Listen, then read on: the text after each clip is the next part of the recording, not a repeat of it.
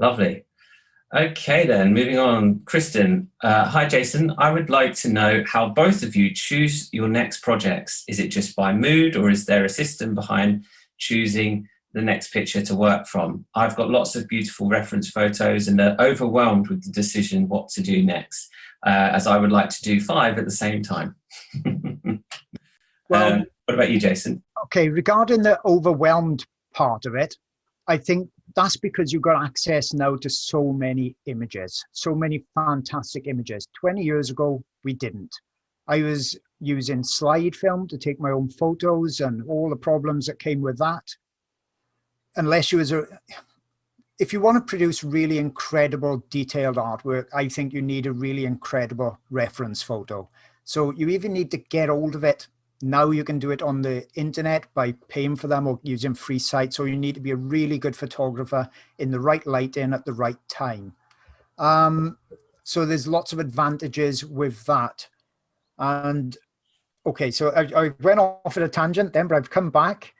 So that's the overwhelmed part of it. And I think the way around that is to look at the photos, see one that really grabs you and you know when it does it, and just use that. Don't then think, because this is the mistake, okay, that one's really good. I'll put that one to the side. Let's look for the next one. And they find another one. Oh, that may be even better. I'll have that one on the side as well. And then they keep looking and looking. And before you know it, a half a day is gone. You've got 20 fantastic photographs and you don't feel like painting or drawing anymore. And you don't know which one to pick. So I think when one really grabs you for the right reasons, and it should usually be the lighting over the detail, I think that's usually what makes the piece, to really start it and make a go of it quite quickly, even if you just get the drawing down, rather than have too many things going at once. And as far as she'd like to have 5 going at the same time, whenever I've had 3 or 2 going at the same time, that's the time I've not finished one. And I've only ever, in 20 odd years, there's only one I've never finished, and that's because I had 3 paintings going at the same time. Now I stick to one. I do one and I make sure I finish it. That's my rule. I always finish it, because if you start not finishing, for me anyway, that snowball could really get out of control quick. So that's my little rule there. I agree. That's what I do. How do you go about choosing your next projects? Well, usually, there's several factors really. One is that we get a lot of feedback from our website and our members and Facebook and so on. And I usually govern by that. If people start thinking, oh, I really love doing that, I think, okay, then I'm on the lookout for something similar. Another thing is it's my mood. She mentions mood. It's how I feel. And I go through, as you know, I go through different moods. And if I find I'm enjoying something, I'll carry on with that same subject. And then again, I might think, like I did today when we were chatting earlier, do you know, I want to do something different. I want to break the mold now. Yeah. And I am. We're going to the next picture is going to be different. Yeah. And I found when you start looking like that, you find it. And so I know I've never had a problem with I think with me and Colin, it's a bit different, because a lot of the time we teach in something specific that we haven't done before, perhaps. So it could be black fur or white fur or lighting effect or texture effect or something like that. So most people wouldn't have to be concerned with that. So sometimes I pick something just like Colin would, like that. Other times then you feel like, okay, I've done enough of those. Now I need to do something for myself, something I'm interested in, to keep it motivating as well. So I think that's the way we kind of have got to do it. We've got to combine the work and play elements to the two of it to keep it going. But generally with a photograph, it's what speaks to you, really, isn't it? That brings out the best work, the one that really speaks to you. I totally agree with Jason there. And a point I'd just add to that is you've got to want to do it. If you're doing it for the sake of it, it's not going to work. You've got to want to actually do that picture, because otherwise you won't get the enthusiasm, and the enthusiasm won't come through the teaching. So I think there's something you've got to learn from this. You've got to say, okay, I want to do something different something exciting. And when you find that enthusiasm comes in and say, right, now I'm going to go. And that reflects right through the project. Yeah, exactly right. Yeah. Lovely. Well, thanks, Kristen. That's a great question. Moving on to Debbie. How does Colin feel about fixatives? I am too afraid to spray mine, and I know how Jason feels about it, except for the new fixatives. Just curious. Dad, do you want to describe your thoughts on fixatives? Yes, well, I used to fix my work years ago in the Carvathillo days. I used to fix it because Carvathillo, I found, especially on the ombre, I'm talking about really, it wouldn't happen so much on the pastel mat. But on ombre, it used to dull the work down. And I used to think, oh dear, that sky has gone really dark. And what I used to do then is go over the top of it with more pastel, with more Carvathillo. And I did that for quite a while. Well, however, I never fixed it after that, so it really lost its point, didn't it? Yeah. And now I don't fix them. No, I find that it does take it down a notch. I don't know. I haven't fixed a pastel mat picture. Have you, Jason? I've spent more money on pastel fixatives looking for the holy grail than I think anybody else has. And I'm not going to say how much it is in case my wife sees this video later on. Lots and lots of people, professional artists have told me they've used a certain pastel fixative. It doesn't dull the colors. It fixes it solidly and all that. And so with my research and development background, I love to run tests. So then I buy the fixative, I set all the colors up with soft pastels and pastel pencils and do strips and blank them off and spray half of them. And I can categorically say that of the probable 20 or more fixatives I've tried, there's absolutely not one that will fix it on pastel mat and not alter the colors or the tone. Not one I've ever found. That's answered the question. But what's worse is that usually if you get a cotton wool bud or a piece of cotton or a white tissue or something like that, after you've allegedly fixed them, 99 out of 100, you can actually still wipe the pastel straight off. So not only have you dulled the colors, and this is on pastel mat, you've dulled the colors and it's not even fixed it. That's right. So what's the point? Complete waste of time, isn't Yeah, it? but there's only one, and that's Clayfontaine's own freezer spray, they call it, that has just come out. It's only available in Europe, really, at the moment. And that's a solvent. And what it actually does, it basically melts the pigment into the surface of the paper. And then it's 100% fixed. Now, it does darken certain colors, some of them substantially, others not at all. So it's a bit touch and go there. But the good thing is that you can put an underlayer down, spray it. So say you wanted to do something very dark, and then you had a very light sky. You could leave the sky, put the dark bottom on, spray it, and that is 100% fixed. So you could put your sky on top and then finish off, on your darks. So it's got its advantages for an underlayer, but I would never personally ever spray a finished drawing. I've done it. I did a flamingo and tried it out, and luckily on that, it barely altered any of the colors, but it was probably luck because of the colors I chose. So I wouldn't go spending 10, 20 hours on a real big drawing and then spray it to find that's ruined it. I've got to do all the details again on there. But that's the only one that I've found that does actually do what it says, and it does really fix it, but fix it and possibly ruin it at the same time. But for an underlayer, I find it can be really useful. That's really interesting and quite validating to hear your experiences with fixative as well. I know for a lot of people have that question with us. The other thing that spray does that Colin may be interested in, because I know you do some white on black backgrounds, don't you? The same as I've done a couple as well. So if you use the anthracite pastel mat, they call it black, but it's really dark gray. If you spray the paper with this freezer spray, it makes it pitch black. So when it dries, it stays pitch black. So that's really handy because you've then got a black paper, a real true black paper to work on top of. That's interesting.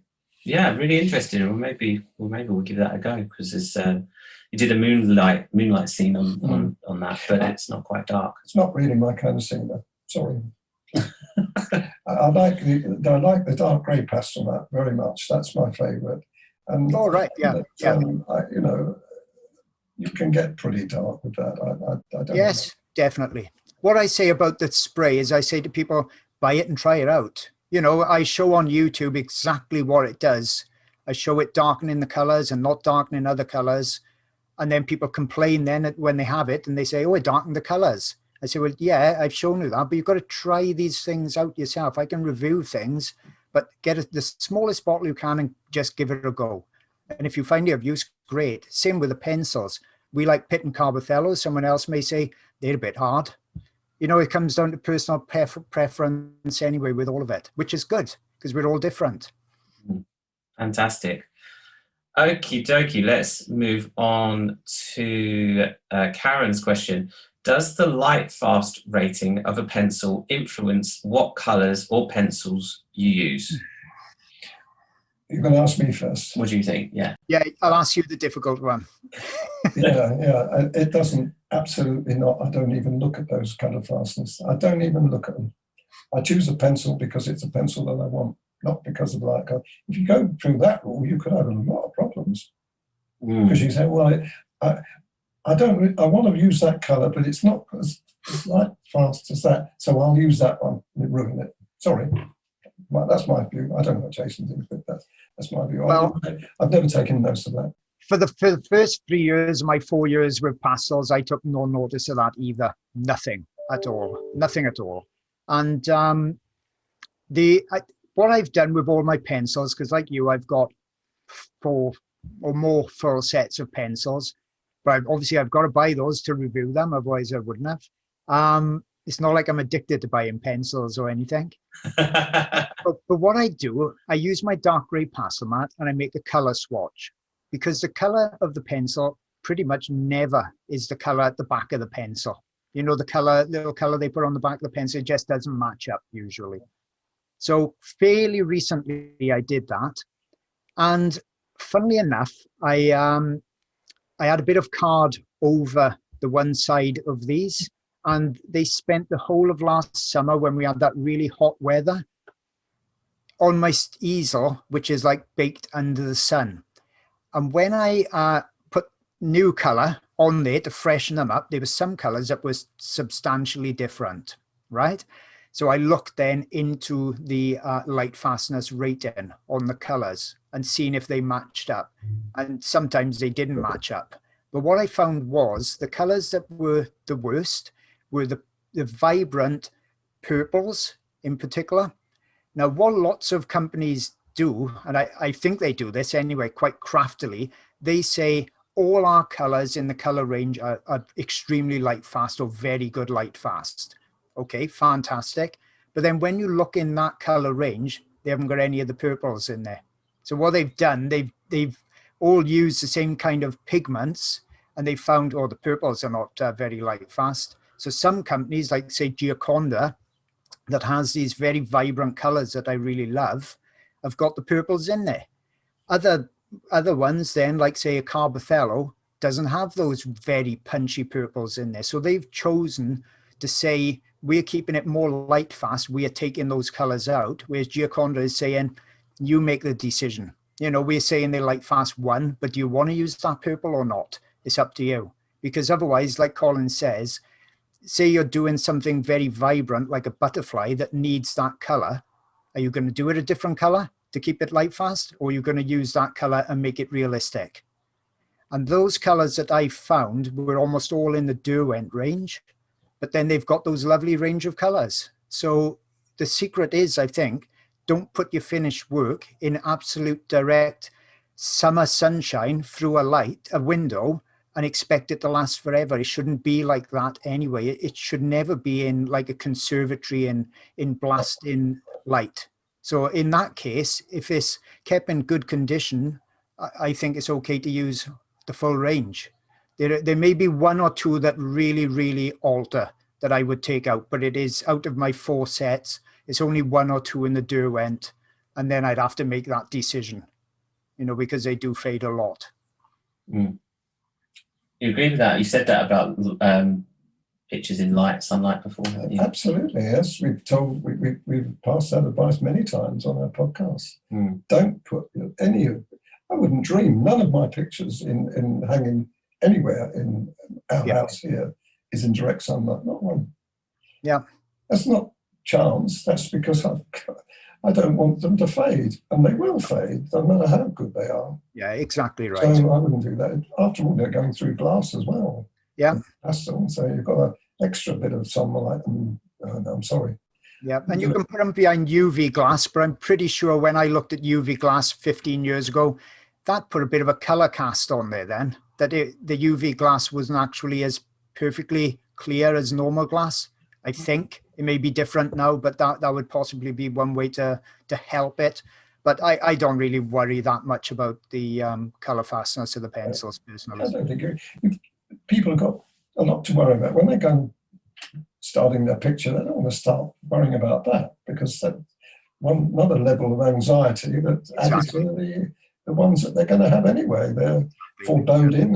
How is this going to turn out right? How am I going to cock it up? All of these things. Yeah. Not until you get experience that you can overcome that. But at the beginning, you don't want to add to it. No, exactly. You're certainly adding to it if you start telling people about that. Yeah, well, yeah, a lot of beginners now, they're thinking, because we didn't have it back when we started, they're thinking, which brand of pencil should I get? Because there's loads. We may have had a choice of one or two.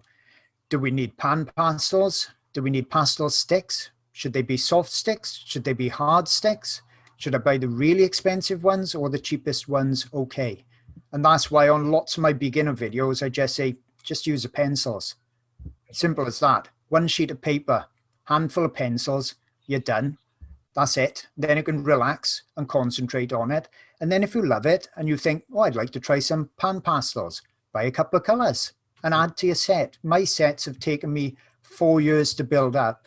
And a lot of that, I've got a lot because of reviewing things. That's part of what I do.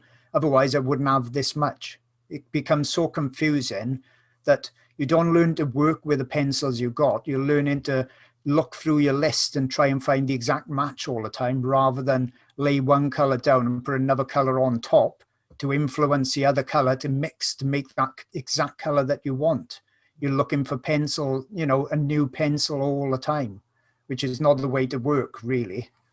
Mm. Absolutely. Absolutely. Great advice, guys. Thank you so much. And Karen, I hope that helps. That was a great question. Right, the next question. Oh my goodness, I'm probably going to butcher this name. Katarzyna. I hope I've said that correctly. I'm so sorry if I haven't. How to achieve with a soft pastel white pure hair/whiskers on cat's faces. When I do it with my pastels, the colors are mixing together and I'm not able to get white fur. I'm using the Clairefontaine pastel mat, I believe, there for the pastels. Pan pastels for the background. I don't know what to do to make it white. I've tried everything, used 3 different white pastels, a white gel pen, acrylic paint, colored pencil, nothing works. And I see that people do it with one single stroke. Please help. What do you think? What do you think? Well, we know that question comes up so many times, whiskers. First of all, the problem you've got is you've just finished the tiger or the cat and you've spent hours and hours doing it. And now you're poised with a white pencil. The first thing that comes in your, am I going to cock this up? In that case, you will, because that's, if you think like that, you're going to do it. We recommend, and I would always recommend people have you've got to have a sharp pencil for this. If it doesn't work unless because if you have a blunt pencil or a semi-blunt pencil, it's going to attract all the other colors and you're going to end up with a mess. But what I do, I get a sharp white. Sometimes I use, have you tried the general white pencil, charcoal pencil? Charcoal, yeah. That's a little stronger. I won't use that unless I have to. So generally speaking, I use a nice sharp white pencil and zip them in, just like that. People say, yeah, but I can't do that. If you start drawing it, it won't work. You've got to zip them in. And I've done hundreds and hundreds of pictures now with doing that system, and it works for me. Works for me. I don't know about Jason. Yeah, exactly same. I've shown this in detail on so many YouTube videos because, as you said, this question comes up absolutely all the time. Yeah, you need a sharp pencil, definitely. A softer pencil can go over a underdrawing a bit more easy, but then you've got the problem with a soft pencil, you can't sharpen it as easily, and when you're using it, it blunts like instant, so you can have a really thick whisker. What I do it with Generals, Pitt, Carbothello, sharpen it right up. But what I actually do when I'm doing the stroke, I'm actually twirling the pencil a little bit, That's right. twisting it. Colin's probably may even be doing it and you're not even knowing you're doing it. You know, it's so second nature to do it. And you're actually twirling the pencil just a little bit, and that's taking the bit that's getting dirty away, because it always picks up a little bit off the underlayer, and it's giving it clean pastel as it's coming along. So is that what you do as well, Colin? Just twirl it what I slightly? do, I twist the pencil. If I'm doing, say, Yeah. tigers, which is Yeah. front on, I turn the picture around so my hand does that. Yeah, Don't try doing that. exactly. Yeah. Go the way of the whisker. And then when the other side, you turn around the other way and go the other way. Exactly. Yeah. It's a bit more. Turn it round. If you've got it straight in front of you and try it, you're drawing it. Yes. That's it. It's a bit more difficult when you've got the added pressure. You've spent all that time and then you're videoing it as well. That's a bit more added pressure. That's the key, yes. Yeah, This is and where sometimes confidence comes in. So now I'm going to do the whiskers, folks. Yep. Zip, zip, zip, zip, zip, get over as quick as I can. And I've made mistakes. I've wrecked it, you know, and done one. I thought, oh no, but then I've had to fix it. So, you know, rub it out a bit, put a bit more background in. You know, it's good to show people that it can be fixed. I think the other problem she was referring to probably is when you're doing a white animal, so a white cat, and then she's putting soft pastel or whatever on top, and it's not going that vibrant or that pure white that she wants. And what I found with pastel mat is if you want something to be pure white, you don't want to put any colors underneath it as an underlayer. If you want something to be really dark, pure black, you don't want anything underneath it, because a pure color is always going to pick up some of that pastel underneath, you know. So it's going to, if you've got a dark gray under there and you're trying to put white on top, it's going to muddy it slightly, at least, even with pastel mat. So, you know, try and keep your colors a bit more pure, or your tonal values more pure on your blacks and your whites. And that's what I show on my videos, really, to go in more with the pure colors. Great tips. It's the most common asked question, that is, and the problem. But are we done? We've got one more, and this is one that came through our page from Ian. And Ian says, Colin likes the color shaper and Jason likes the blending stumps. Both turn out good paintings. Do you think that you would change shapers? I think he means, would you change? Would you switch? Would I use a blending? You used to use the blender stump. Yes, I did. Yes, I used blending stumps. Yeah, before shapers came along. Yes, I was using blending stumps, just like Jason does. Yeah, I prefer the shapers though. Personally, that's only personal. It's because we use them in different ways. Yeah. You're using them to slightly blend your colors together, whereas I'm using the stumps on the initial layer to push the pastel down into the paper. I do the same thing, but I would use a pencil as opposed to a stump. It's different. There's different ways of doing it, and it doesn't really matter. As Ian said, they both come out all right. So yeah, you've got to try it. I think you've got to try it. Yeah, everything we do, both of us do on our videos, is suggest. This is what we suggest you do. Exactly. However, right. You know, if you can find another way, and I very often say that, you may find a different way of doing something. That's fine. It's just that we have to generalize. We have to say that this, on a general basis, this is what works for me and will probably work for you as well. But I've got no objection to people using whatever they feel. And I'm sure Jason will agree with that. Yeah. And the most useful tool I use is just rubbing things in with my fingers. and smudging them with my fingers. Oh, absolutely, yes, yes. It's better Can't than do without the finger. I've always wondered, Jason, that after all these years of using my finger, whether I've still got any fingerprints. fingerprints left. Yeah. I Well, probably haven't on those two fingers. yeah, it was an interesting thing to close up that we got a local gym that I go to, and you've got to use your fingerprint to get into the gym. Oh, And, so you don't use those two fingers. my index finger to get into the gym. So I did that, and then I had a month or so where I was doing lots and lots of drawings, and I was going over there, and it was always failing every time, and I couldn't understand it. And she was saying, well, everybody is working for everybody else. I thought, strange. And when I looked at my finger, I had virtually no fingerprint on there. That's So right. that is true. And that's with pastel mat. If you use the sandpapers, one go on that and your fingerprint's literally gone. You can't do it. But it is. So now I got to get in with my thumb in the gym because I don't use that to blend my pastels. Fantastic. Oh, brilliant.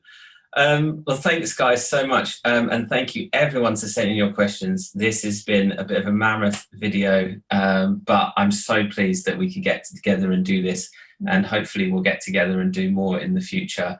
I hope everyone's found it so interesting. Thank you so much, Jason. Absolute pleasure. It's great to do it. And thank you so much, Dad. That's it. I echo that. It's been a pleasure. And thank you everyone for watching. Be sure to check out Jason's channel and his Patreon, and check out our website and our YouTube channel. Do follow us for more updates and more videos, hopefully coming soon to you guys, and more collaborations like this. If you've enjoyed it, please like and subscribe, and drop us a comment in below, perhaps mentioning your favorite part, or if you have a question for next time, do get in touch with us. And in the meantime, thank you so much for watching.